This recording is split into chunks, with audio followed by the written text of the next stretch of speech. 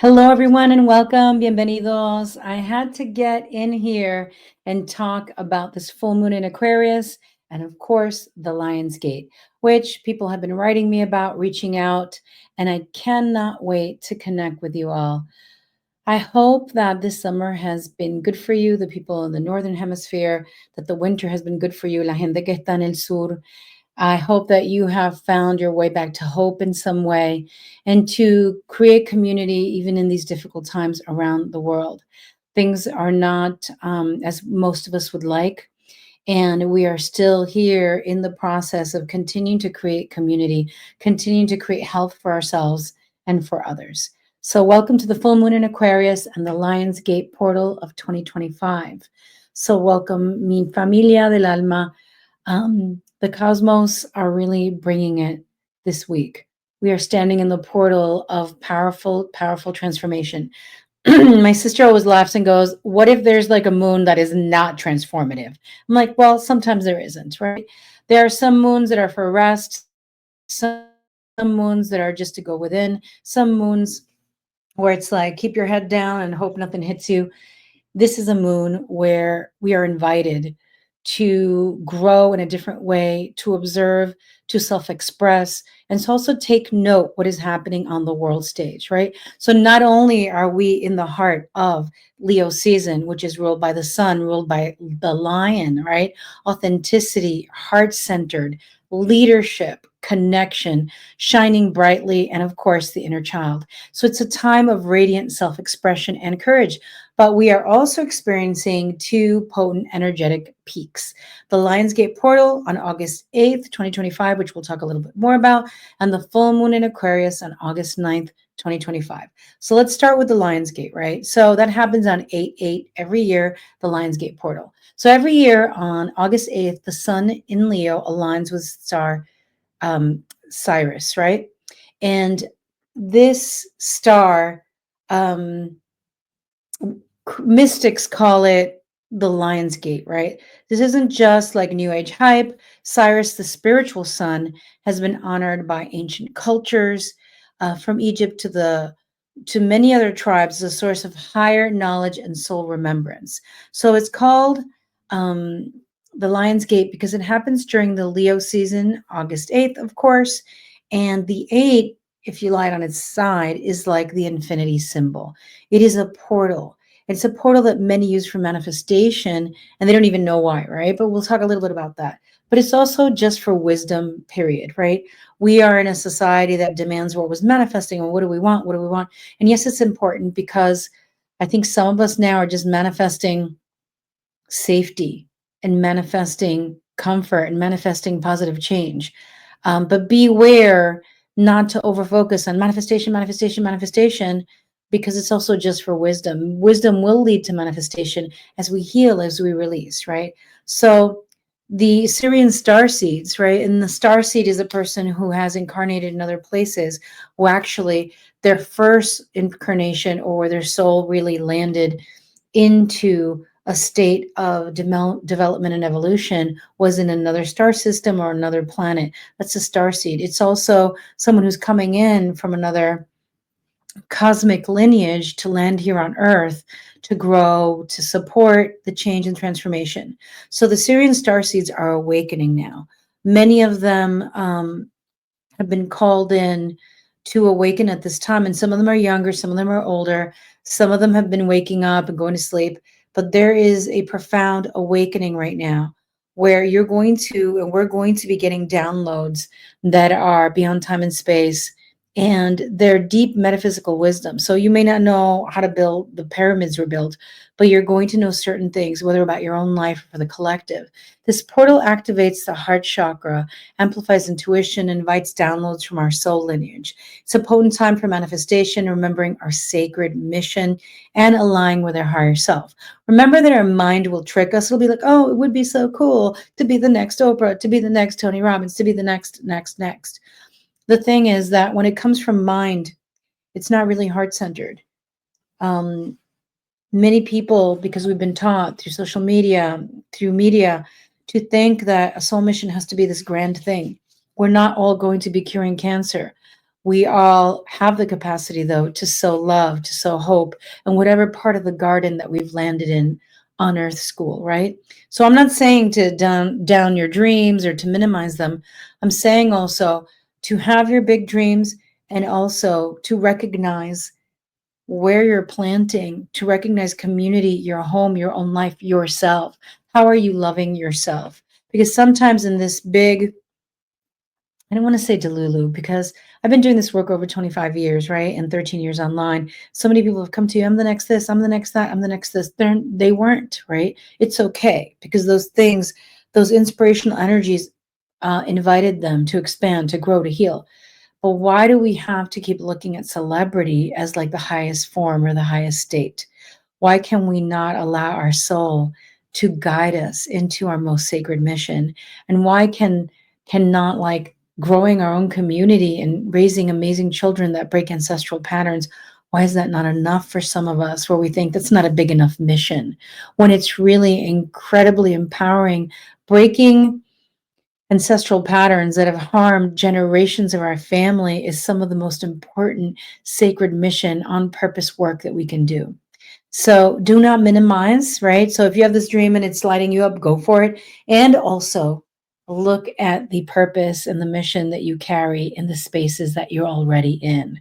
Because I think that our sacred mission is already in our hearts and we are already communicating it on some form through some way. So, because Leo rules the heart and the personal will, this portal urges us to lead with love, not ego, and to radiate truth without apology. So, take into account again that our soul mission could be exactly where we are, just bigger or deeper or wider. It could be us really being able to see what shadows are holding us back, what fears are holding us back, and how to allow the integration of the fear so we can move forward with greater ease, even during difficult times. So it could allow us to continue evolving on our own spiritual mission, adding to the collective in a positive way and growing. So then we go into August 9th, right? So I'll wait before we go into that. I want to pull a card for the collective now. Many of you may not know that I was hired by a talent agency, entertainment agency. When I was 22, I'd already been reading people for 6 years for free in my community, and then was hired and was arriving at different parties and sent to parties and book launches and events all over the place, all over New York and Boston to do readings and sessions. So that was my youth. And now I'm going to pull a tarot card. Tell me what the collective needs to know. Oh, I love it. The collective needs to know to pay attention to the messages, right? So this is the Knight of Wands. All fiery messages are not true. So when I saw the Knight of Wands is that we're going to be getting messages collectively that are going to fire us up and upset us.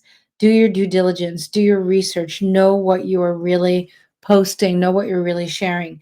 It's important for us to go deeper when it comes to information. And we have the full moon in Aquarius the next day. But let me pull one more card for the Lions portal. Oh, I love it. And know that the messages are coming in, and know that we are going to be disappointed with some of the things that we thought were truths. And we might feel like outside of ourselves. And then we're going to awaken to the truth that's been eternal, right? Within us, that we are one, that we are here to elevate humanity as a whole, not just to look out for the 1% and to look out for only our community or only our own booties, right? We're here to grow and to evolve together. Now, going into the full moon in Aquarius. So full moon in Aquarius, Aquario, right? We're talking about Leo season. It's the lion, it's fire. And then it's a full moon in an opposite sign, which is air. I know it says aqua in it. And there is a woman who pours like 2 jugs of water onto the earth, but she is not of water. She is of air. It is ruled by Uranus. It is a mental sign, the sign of humanity, the sign of the collective. It's the full moon. During Leo, if Leo goes bad and it's not heart-centered, it's all about itself. And then we're talking about the collective.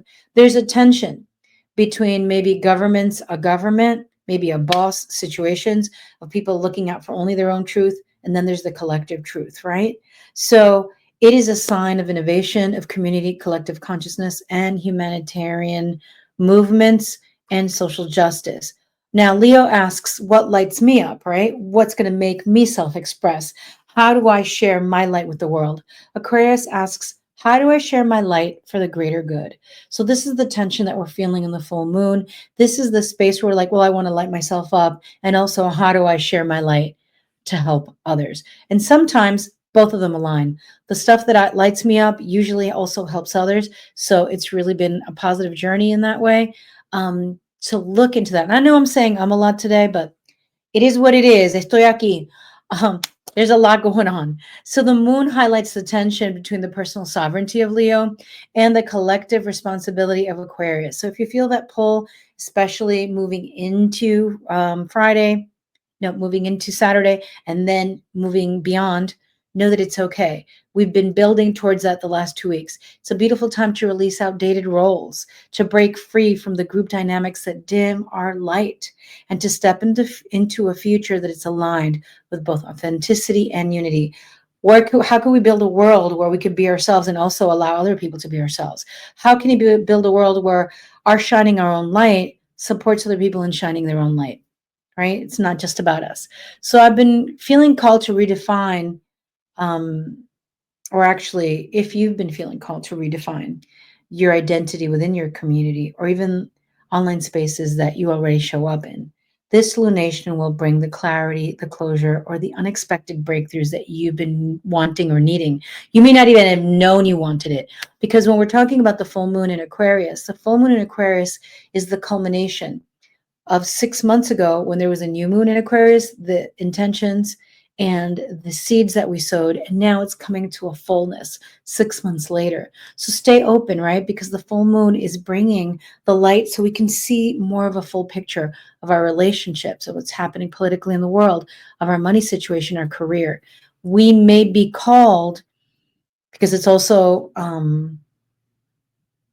retrograde season. Yes, the feeling in the hand. For those of you listening, my hand moved forward, and then I got the word retrograde. Because we're in retrograde season, we are also being called to reassess, redefine, review, reconnect. Some people that that I was a guest on their podcast a couple of years ago, have called me back on. So what's coming back for you? What's coming back to finally be put down and be like, no, I don't want it anymore? What's coming back to be looked at and be like, you know what? Yeah, let me do that podcast again. What is being called up for you at this time? Is it old relationships, old patterns, old connections?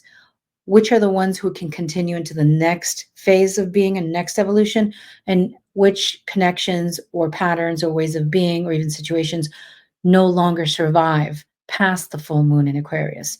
So there are also many feminine asteroids that are being activated. So it's a very feminine and goddess energy oriented time. If you feel like, hunkering down, going deep, self reflection, self care on a whole nother level, do it.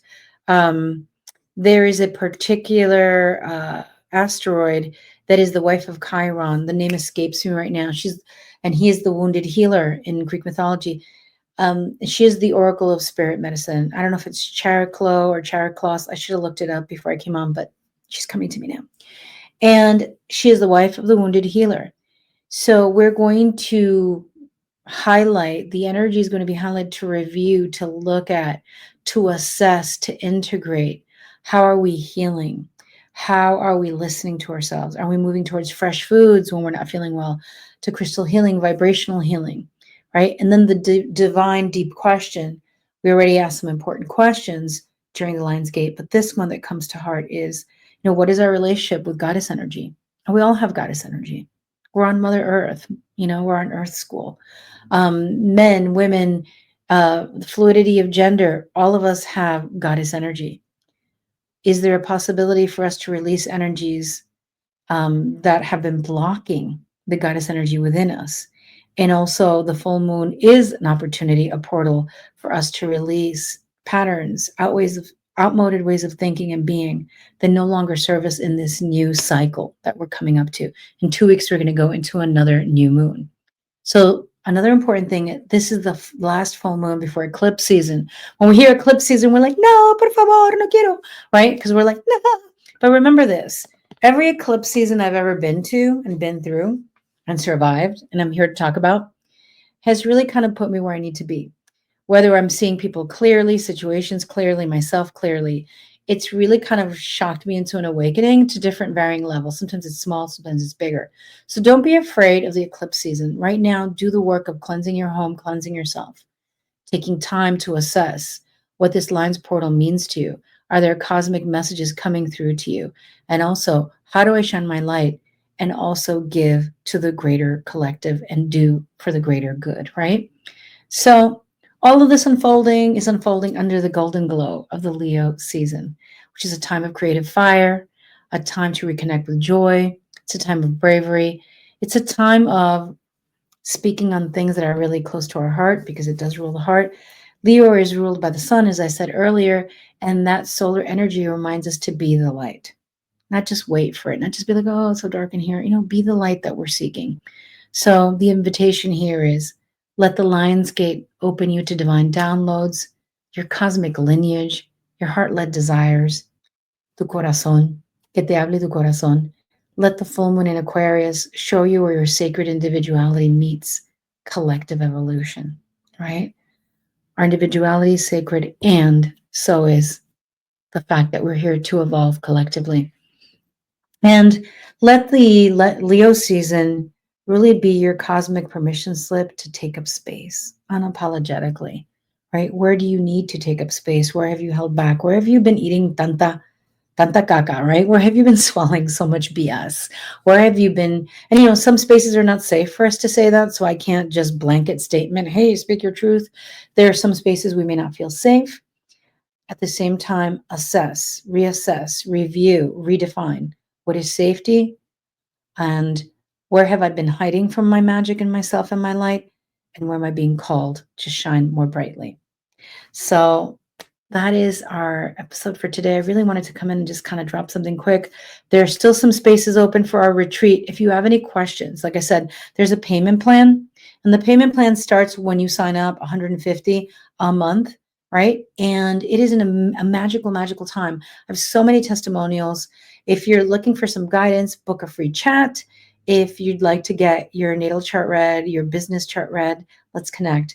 Mandando mucho amor. Gracias por estar aquí. And remember que tu corazón es importante. Your heart and your desires are important.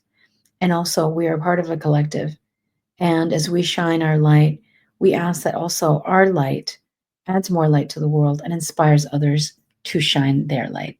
So mucho amor, follow me, share, because it's important to support creatives and healers who are out there and out here doing the thing. Mucho amor.